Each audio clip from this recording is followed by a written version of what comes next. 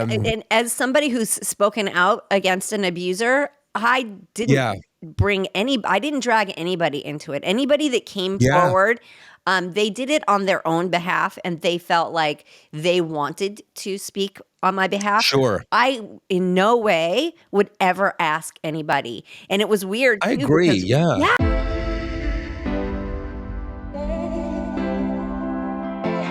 Hi, everyone. Welcome to a new episode of Don't Let It Stu. Today, I have an icon of 90s television, a lifeguard legend, a true California dream girl, but there's so much more than red swimsuits and slow-mo beach runs. Do you like that? I like that. Okay. You know her from Baywatch, Charles in Charge, and honestly, your teenage dreams. But these days, she's speaking out on her new podcast, Perfectly Twisted, getting real and showing us who Nicole Eggert really is. From fame to family to figuring it all out, please welcome the one and only Nicole Eggert. Hi. Hi. How are you? This was a great surprise today. Same. You're so adorable. You're so cute. Oh my God. You are. You're Thank everything. you. Mm-hmm.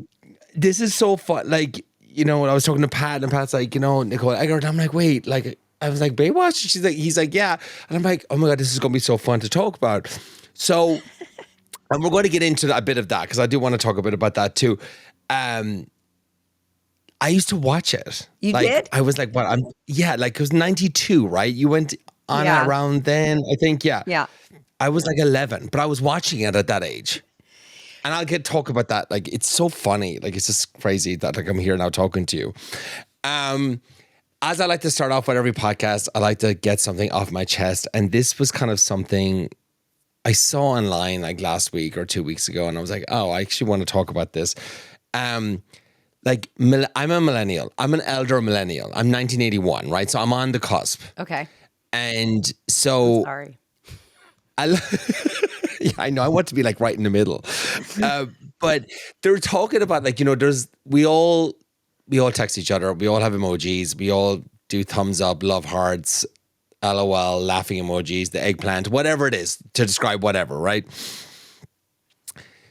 They're saying now, like, apparently Gen Z thinks that like the thumbs up is like hostile or passive aggressive.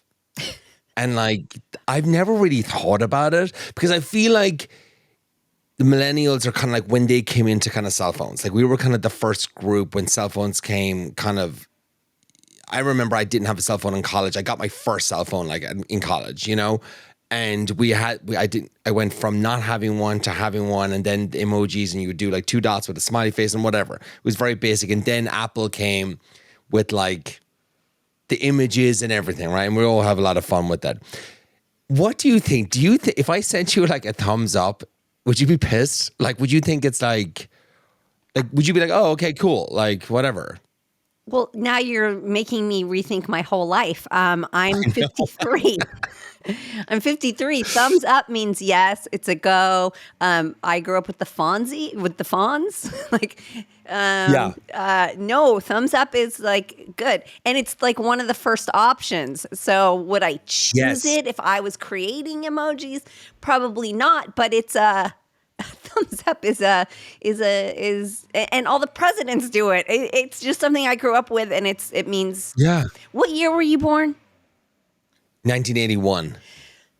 Okay, so my oldest is 98, and she doesn't use emojis at all. So she missed the millennial. She's not but she doesn't use them at all. And I think she thinks I'm corny because I do use them. I guess so, right? Yeah, yeah. Because I'm Gen X. I don't have any millennials in my family. Because there is somebody in my life, right? And she texts a lot, and it's usually on a fucking Monday morning, and I'm just like, and it's not one text, it's like, and you know, and I'm like a texter like that too. I text like I don't say it all in one paragraph or whatever. I'll do whoop, whoop, whoop, whoop, whoop. And it's like I know it's coming. I know like the swarm of texts are coming, and I'm like, fuck. And it's like, okay, great. Okay, talk to you later. Okay. And it just keeps going, right? So then I shut it down in its tracks with a thumbs up. And then I heard, and then like you get no more texts after more. And then I'm like, fuck, is she pissed?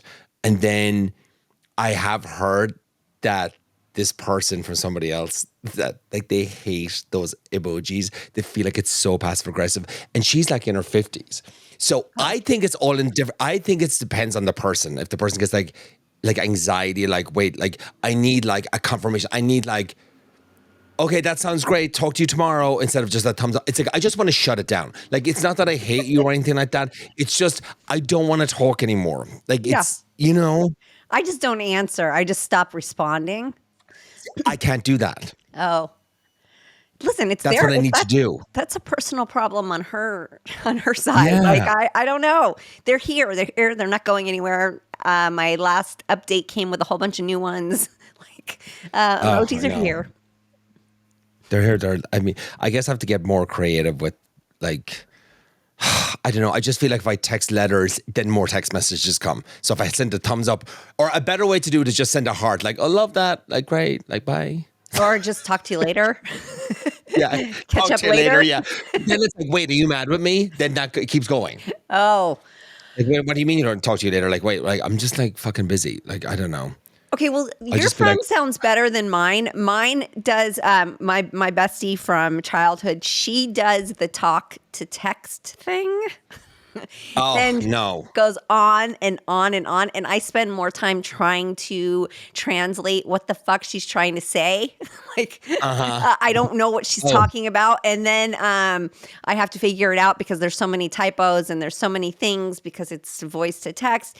And I try to get her to stop. I had a conversation with her yesterday about it, but it doesn't look like it's changing. And so I don't know. Text is a funny thing. You always can put your phone on sleep and put it on silent.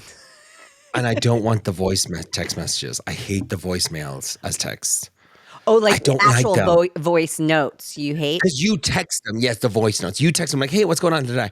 Then you get this whole like voice text. I'm like, I don't feel like talking back to you like that. Like, I would have called you. Do you know what I mean? I don't know. God. Yes. Yeah, there's a lot of people that do that to me too. It was too much to text, so here's a voice note, which if they preface it with that, I'm more inclined to listen to it. But many of them, I never press the play button. No, I don't either. That's why I don't have my voicemail set up. No? Yeah, I don't want to. I don't want to hear it. Didn't fucking listen to it. Didn't press play. Same. Didn't want to hear it. Everybody to hear it.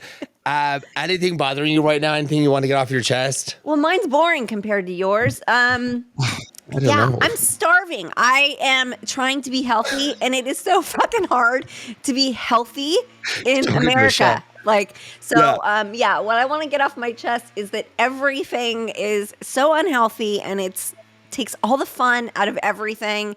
And me trying to, I have a 14-year-old, she'll soon to be 14-year-old, and I'm trying to explain it to her and enlighten her as to why I say no to everything. And you got to. You have to. And I'm in the kitchen way more than I want to be because I care about our lives and I'm having to cook everything. And it's annoying. It's annoying as hell. I find myself at Cost Plus World Market because everything's imported there. And so I'll buy her snacks there so that there's some food in the house that is like, I don't have to cook. Yeah, that's a good point.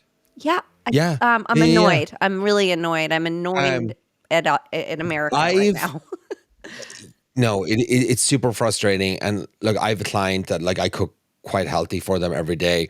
But I like myself, like I love kind of the trashy food. Like I just do, right? But recently, the beginning of January, I kind of went on this like cleanse, like this 75-day hard thing.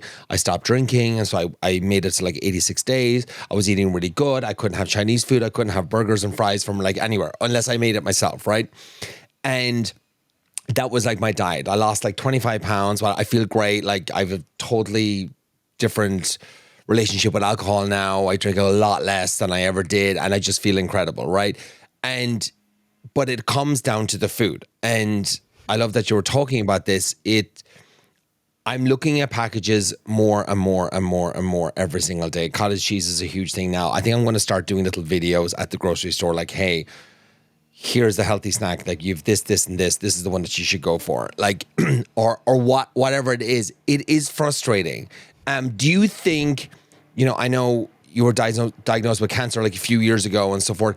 do you think ever since that, like that kind of woke you up, like with like, hey, or did doctors tell you like, hey, watch what you put in your body, stay away from this, that, and the other? Or like, do you think like that's made you more concerned, or just in general? Okay, so I was going back and forth of what bothers me most. No, doctors don't tell you. There needs to be this huge bridge between conventional medical doctors and functional medical doctors, because there's a huge disconnect. And my doctor, in fact, was worried about me because I was losing weight and I lost all the chemo weight. And I was looking at him very sideways because if you're overweight, your chances of recurrence are much higher. So sure, yeah. So the goal is to lose the weight, and he's like, "No, I want you strong." And I was like, "Fat does not equal You need strong." to keep eating. I'm eating. I promise you, I'm eating. I'm just eating differently. I always tried to be conscious, and I thought I was aware. Yes, I'm hyper aware now. Hyper aware, and I get on everybody's nerves. And it's a real thing. It's just such a real thing. What I try and focus on to make it kind of easier for myself is my number one thing now is protein. Is getting like my 200 grams of protein per day. Like this morning. Like, and I'm going to start posting more videos, so maybe I can help you out or whatever with kind of like ideas to cook for yourself and your daughters. But like this morning, it's like a cauliflower tortilla with like 3 eggs. I put some ham in it and some spinach, and like I flipped it over. It's almost like a taco omelet tortilla type thing. Yeah, super easy. Takes like 5-6 minutes. Like I'm stuffed now from that, and I don't need any potatoes. I don't need any carbs with it. And now at lunchtime, I'll have like a salad, or I won't, or I'll just like eat a ton of protein or eat like just a chicken breast and so forth. And then I'll have dinner at night. All my focus is now is just like protein. And by having that focus, I feel like I'm tending to eat healthier with just keeping that in mind. Because I'm looking at how much protein is in everything. Like cottage cheese now is a huge thing. Like if I want something sweet, I'm stuffing like... But if you whip it and blend it. Yeah, I saw that. I'll try that next. But I try to stay away from dairy. I try not to do dairy. Okay. So like I'll come at you with all kinds of things. Okay, great. Everybody thinks you're being healthy by eating your chicken and your broccoli, but if it's not pasture raised and it's not organic, you're actually poisoning yourself. If and then we have the dirty dozen, which I explained to my daughter who loves fruit. And I'm like, okay, but here's the thing about the fruit. You can eat this strawberry or you can eat this strawberry, and one is poisoning you and one is really healthy for you. Yeah. And it's the difference. And people go, oh, organic. Blah, blah, blah. And but it is such a big deal. Like that is it's such a big deal. Yeah. So I have to. It's a bit extra money, but in the long road, like you're gonna feel a lot better. You just are, and there are some like this like with me like chicken 100% organic all the time, eggs 100% organic all the time. Try and get all your fruits and vegetables organic. Like they're like the main ones. If you can stick to those, you're fucking doing great. Yep. Like you really are. And it's cheaper than chemo. Listen, I'll tell you something. It's way cheaper than going through chemo. It's funny. Yeah. Uh-huh. It is. It's just, I know. I just see like I go to Whole Foods or I'll go to Gelson's. I'll go to kind of the nicer stores. Trader Joe's is good. Trader Joe's has a great range of organic stuff. It really does. Mm-hmm. Some of the other stores though, I'm not so sure. And I think they get away with it, and it's just as expensive some of these stores are. So I think like in saying that just you just have to educate yourself. You do. And you have ChatGPT now. You can ask ChatGPT anything and it'll tell you. Yeah. Yeah, you can. I know. You know what I've been on the hunt for recently, which is so mind-boggling, is trying to find organic grapes. My kid eats grapes like they're going out of style. And they're huge on the Air Dirty One. Dozen. Yes, but Air One's a little bit farther. I'm like, why does... $1,000. Yeah. So they're hard to find. They're really hard to find. Yeah. And I don't mind paying the extra money. I just can't find them. So it's hard. It's hard in this stupid country.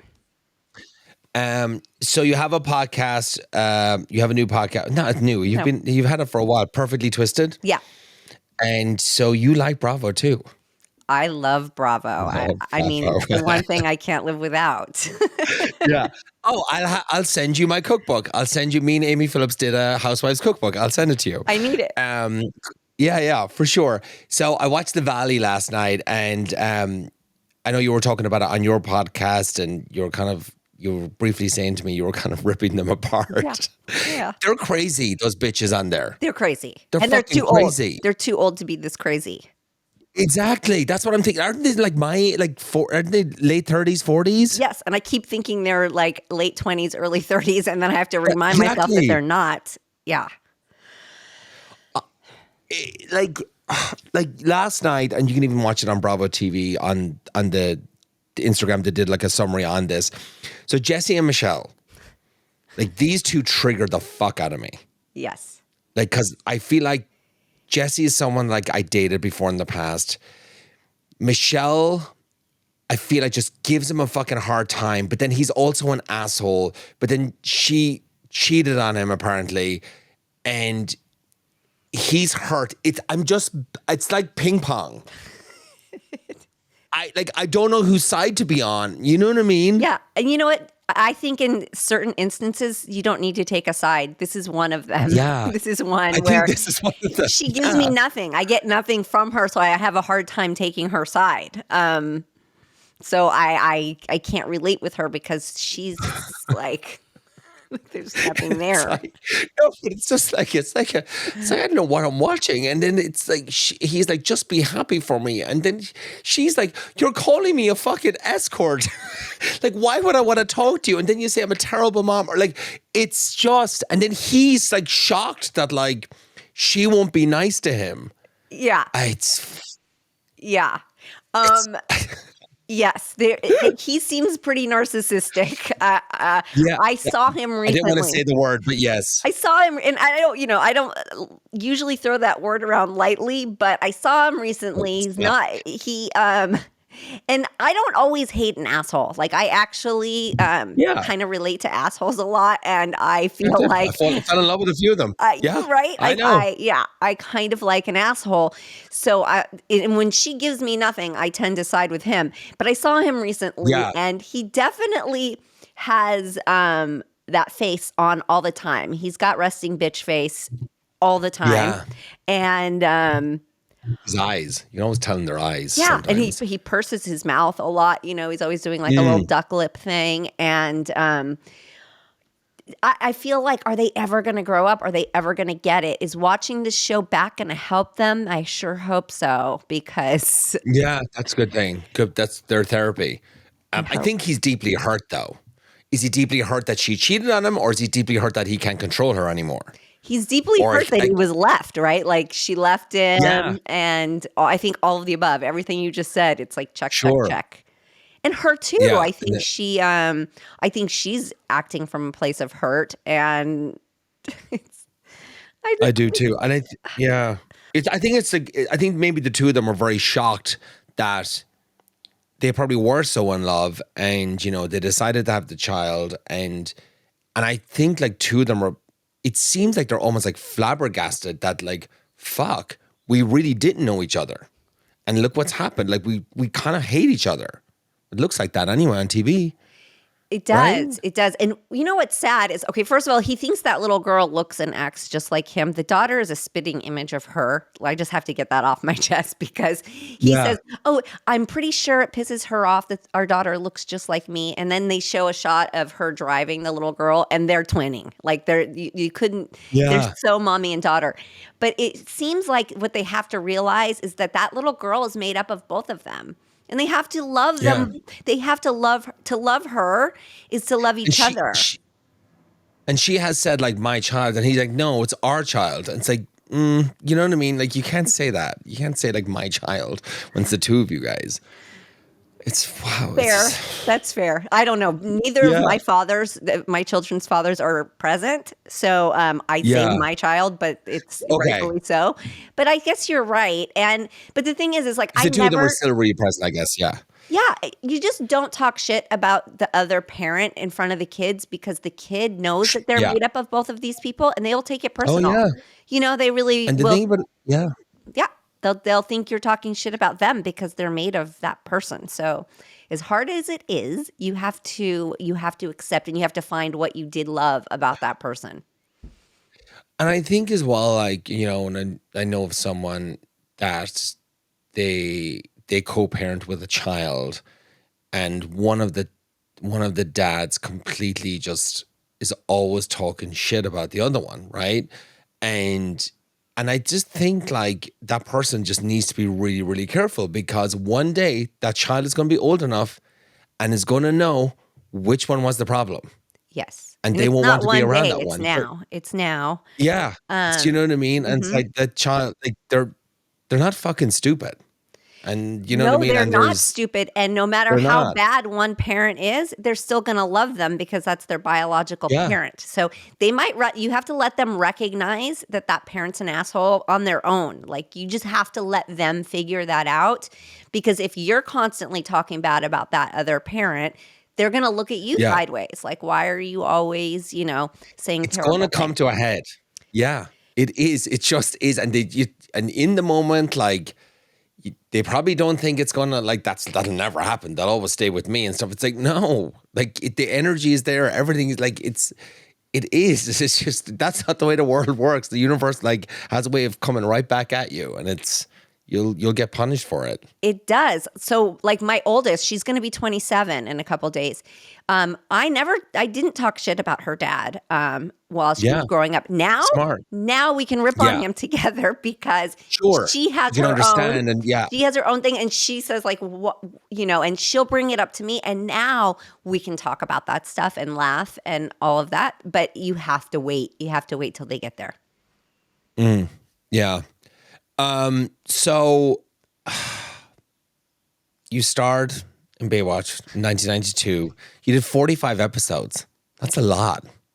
Did I? Okay. Like, was it? Yeah. Well, I mean, what's what I looked at season 3 and 4, 92 to 94, 22 episodes and 23 episodes. So 45 Okay. in total. Like, was it just like, I just remember watching it in Ireland going like, this is insane. And it was, I will say, like, that show, I'm watching it like like it's in California. It's they shot it in Malibu. Did they, like, a lot of it? Or Yeah, yeah. Santa Monica, And Malibu. Santa Monica, Malibu. And I just remember like, I so want to live in California. I think it was like the first time where I was like, I think I'm going to live in America one day, and it's going to be Los Angeles, and and I always kept that. I just loved the idea of the beaches, and people were tan, and the palm trees. Like, I was upset. And coming from Ireland where it fucking rains all the time, that looks pretty damn good. Yeah. Yeah, I You mean, know? California beaches were the star of the show. That's for sure. Yeah. Yeah, hands down. And those towers, I mean, it made those towers, like those bodyguard towers, like, iconic. It's just, that's all I think about it. Like, when people visit like tourists and stuff, like, oh my God, there's the towers from Baywatch. Like, that's what they say. They don't just like, oh, there's a lifeguard tower. You guys made them famous. How often do you actually go to the beach?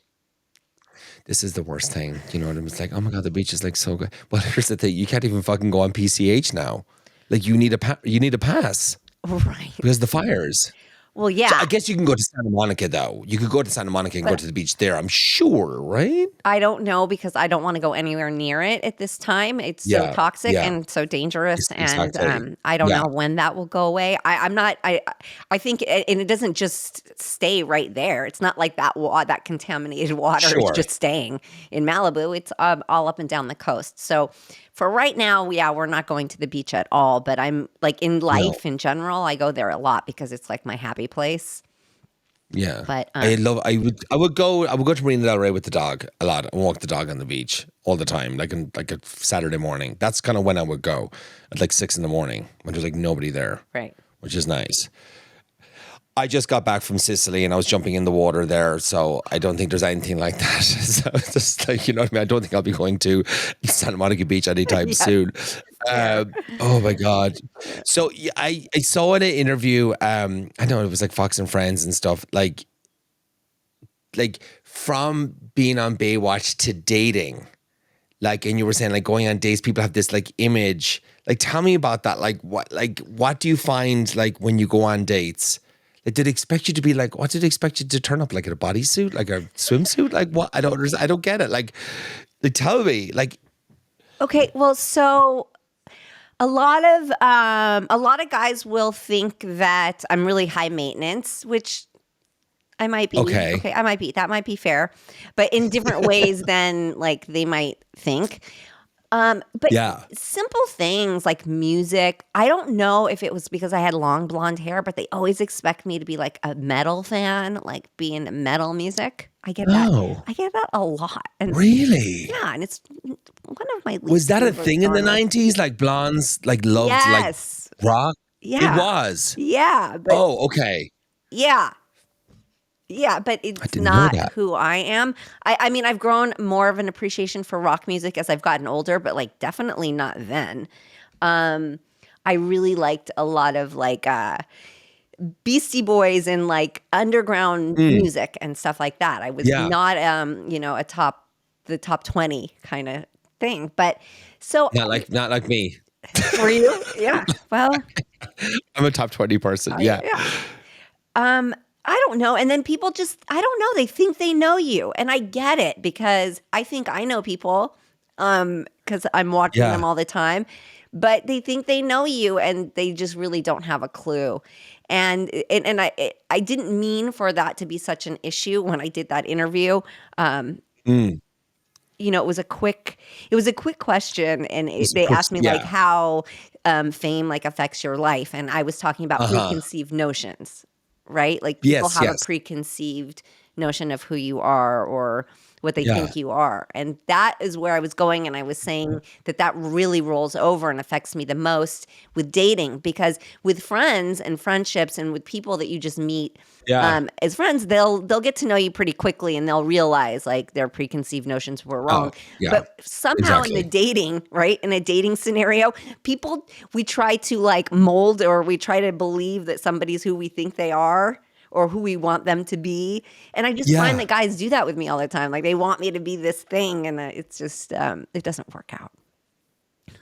I guess it's like I guess how I could speak to that is like anytime I go on dates and I'm a chef, they're like, oh God, you're probably like terrible to go on dates with in restaurants and stuff. And I'm like, no. I said, let's go to fucking Burger King. I don't care. Like, it's like I'm so not like that at all. I love to just eat like just regular places.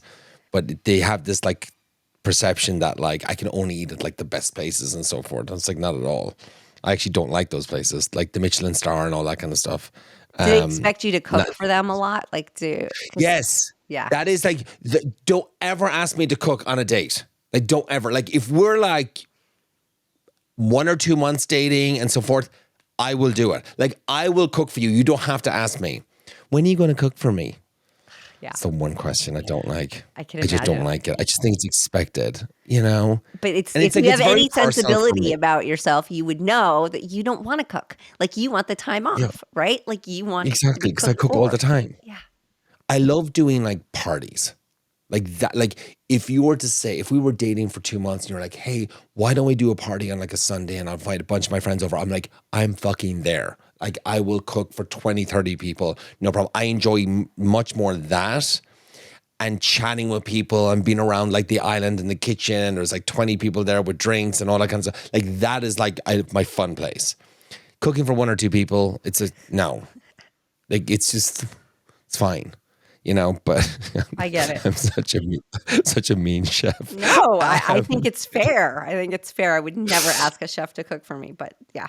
um, can you tell me, like, and I don't want to keep going on talking about it, but like back then, like I just feel like it was just such a great time. The '90s were like it's just an amazing time, and I just can't imagine what it was like in Los Angeles in the '90s. What was like the best part of that when you were like on Baywatch and so forth, and just in that time period, is there like one thing that sticks out that was like, fuck, LA was just so crazy, or we used to go to, you know what I mean? I don't know. Just for coming from Ireland, it's kind of a question I just want to ask. I mean, growing up in LA in the 90s was amazing. The Yeah. nightclub Yeah. scene, right, was I'd die. yeah, I can't touch it. It was the best. I feel so fortunate. And there was no Yeah. camera phones, there was no social Yes, media. that's the thing. Yeah. There wasn't TMZ. So when you came out, No. there was a couple, there were paparazzi, but there was not a lot of video. You got away with murder. Yeah. You really got to just still live, and I wouldn't trade that for anything, because now you No. can't come out of a club drunk and high and all of that. No. Like, you're caught. Then you could do whatever you wanted. You could stay out. You could do everything. And yeah, I just think that freedom it's Yeah. something you can't really put in words, right? It's something you had to I know, feel. because it's gone now. Yeah, it's It's like, gone. I mean, yeah, it really is. I moved to Los Angeles in 2006, and even at that point, like, it was fun. Like, there was a few years it was a lot of fun. Like, at the beginning, and that was like the Paris Hilton days when they're all clubbing and all that kind of stuff. It was like Lindsay Lohan and all that stuff. Like, that was a fun time, and now it's nothing like that anymore. It's not. No. Like, it was just, no, it's not. It's sad. It was just so cool. Like, I mean, I wish all those camera phones could go away. We could go back to it. Yeah. And what do you think was the downfall of it? Like, was there any kind of like parts in it where you were like, fuck, this is like insane. Like, this is too much for me? Or I mean, I think I just did kind you of just, grew out of it, yeah. right? I Yeah. had children, and staying up till the sun comes up was just not really fun the next Yeah. day anymore, when you have responsibilities and all of that. So I think that, like, it's just that. I don't know what the nightlife is Yeah. like anymore. I'm sure that, Not missing anything. no, right? No, I don't think Nothing. so either. I was like, I have a friend coming to stay with me for 2 months. And I was like, we're not going to be going out like we did like 10, 15 years ago. I said, that's not happening. I don't do that anymore. And I said, we'll do it like once a week. We can go out on a Sunday for a few drinks in the afternoon. It's my favorite thing to do. And I said, that's it. And he's like, no, that's fine. He's like, I'm not interested. I don't do it in Dublin anymore either. The day is gone. It's not the same. And it's like, and a lot of young people don't want to drink anymore. That's becoming a cool thing as well. They're just, and it's really, really expensive. It is expensive. To go out and drink. You're It's right. like more than ever. Yeah, you're right. It is. It is. You can't go out. Yeah, I can't go out without spending $200. And things are not Like, comped like they used to be. You used to get comped No. things, and it's not like that anymore. And you don't even want like to a ask beer, anymore, yeah. because everybody needs their coins, right? So you're like, you don't ask for to be comped. Yeah, when you can have a bottle of wine and dinner at home with your friends, and you can hear each other, and you're not screaming over music, there's nothing better than that anymore. So Yeah. yeah, I much prefer the restaurant thing, having a few glasses of wine at a restaurant and going home. I just enjoy that now more than anything. Okay, so I just wanted to kind of touch base on like the Blake Lively stuff. And so apparently, so it's Blake Lively and Taylor Swift stuff, right? So Blake Lively, apparently they sent a letter to the judge asking them to keep Taylor Swift out of it because she's been deposed. she's pissed. Apparently. She was deposed, right? Like, I think Oh she's yeah, really Taylor's mad. pissed. Yeah, Oh yeah, she doesn't want anything to do with this. rightfully And so. like, Yeah. and I'll move on to something else, which is like, I'm sure she's even more like pissed right now. She doesn't want to be in that. She has nothing got to do with it.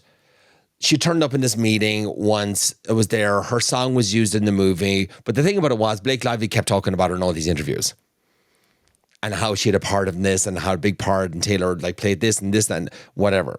So now Brian Friedman is like, no, they're all deposed. Hugh Jackman's going to be deposed. They're all going to have to say, I think she's going to throw Blake underneath the bus. I think she's going to be like, I have nothing got to do with this thing. They used my song. I gave them my song. That's it. I'm out. I just do. I just think like no one kind of believes what she's going after Blake. I don't know. It's like, it's tough. And don't you think I don't know that's how to- fair if she says, like, I've got no skin in this game? Yeah. Like, that's fair. Exactly. Like, She's she's the one, out like, of it. Blake is the one that brought this upon herself. She's the one that's like, I want, he did this to me apparently, and this, that, and the other. Like, it's nothing got to do with her. Like, so. It's really hard. And as somebody who's spoken out against an abuser, I didn't I didn't drag anybody into it. Anybody that came forward, they did it on their own behalf, and they felt like they wanted to speak on my behalf. Sure. I in no way would ever ask anybody. And it was weird too. I agree. Because, Yeah. We had mutual friends. There's mutual friends still. And it's like, you can't ask people to pick a side. Like, it's just, and it's tough for that person. Yeah. Because like, if like she's friends with her, I'm like, wait, the stuff that's coming out doesn't look like he did anything, and I'm meant to still be on your side. And it's like, this is really like, why are you bringing me into it? Like, I didn't see anything. I wasn't fucking there. Like what? You know what I mean? Yes, and if you're not there, right, and you didn't, and unless let's say Blake was confiding in Taylor privately, and we don't know any of this, right? Then maybe Taylor would feel like inclined to say, yeah, my friend was like hurting, suffering. Let me talk about it. But if that didn't happen and all of a sudden, you're dragged into this huge thing, it's super uncomfortable. It's just an uncomfortable topic, and it's uncomfortable for people who were not there or did not see anything. And leave them out of it. Leave everybody alone. I know. Yeah. I always refer to Zach Peter on this. He's like an expert on. I have him on my podcast all the time. He's great.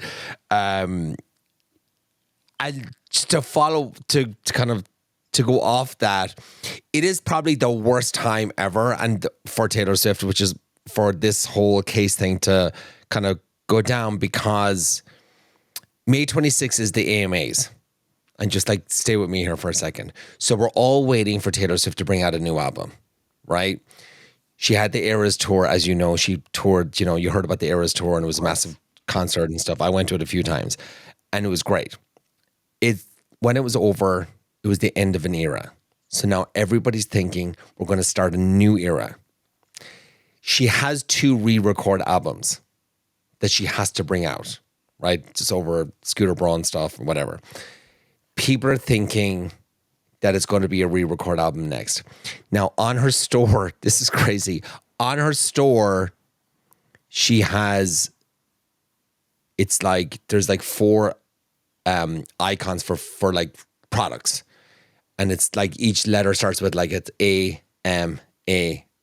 So that spells out the AMAs, right? Uh-huh.